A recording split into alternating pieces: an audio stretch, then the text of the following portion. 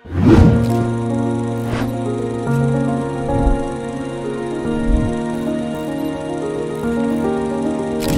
ទអរគុណណាស់បងការប្រើប្រាស់ភាសានៅទីនេះយើងមិនសំដៅទៅលើប្រើប្រាស់ភាសាបរទេសទេគឺការប្រើប្រាស់ភាសាដោយសម្ដីនិយាយការប្រើប្រាស់ភាសាដោយការសរសេរនិងការប្រើប្រាស់ភាសាដោយកាយវិការឬយើងហៅថា body language ហើយ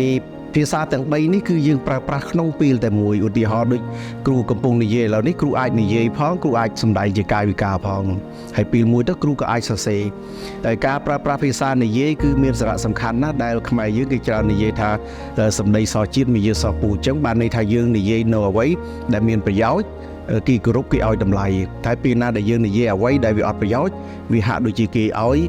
ភាពមើលងាយមកលើយើងវិញអញ្ចឹងការនិយាយរកទីនេះគឺសំដៅទៅនិយាយមានប្រយោជន៍និយាយឲ្យត្រឹមត្រូវនិយាយឲ្យច្បាស់លាស់និយាយតែទៅលើអ្វីដែលយើងលើកកិត្តិយសខ្លួនយើងនិងលើកកិត្តិយសដល់អ្នកដទៃបាទអំពីភាសាសរសេរបច្ចុប្បន្នយើងបានសង្កេតឃើញការសរសេរមួយចំនួនរបស់បងប្អូនក្តីរបស់មន្ត្រីរាជការដែលមិនទាន់ជាត្រូវទេអាចតាក់ទងនឹងការសរសេរដោយការប្រើប្រាស់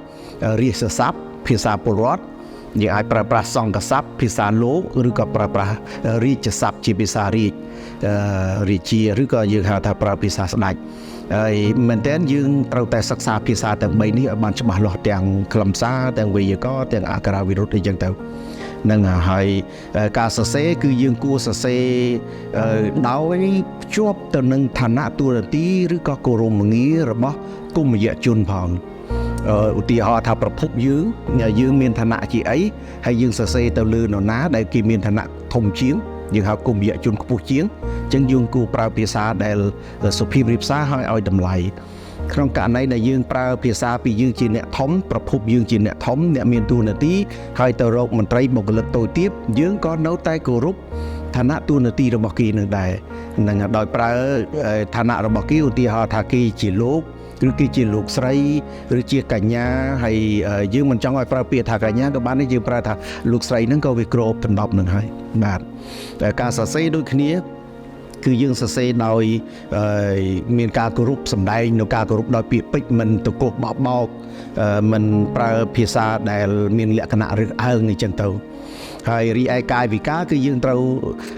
និយាយដោយសម្ដីដោយមាត់យើងបណ្ដើហើយយើងធ្វើកាយវិការណាដែលមានសុភាពរាបសារទន់ភ្លន់ឧទាហរណ៍ថាយើងមិនច្រត់ចង្កេះយើងមិនចង្អុលយើងមិនធ្វើកាយវិការតាមម្រាមដៃយើងមិនញាក់ភ្នែកយើងមិន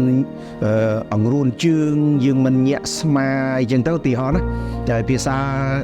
គោលមួយចំនួន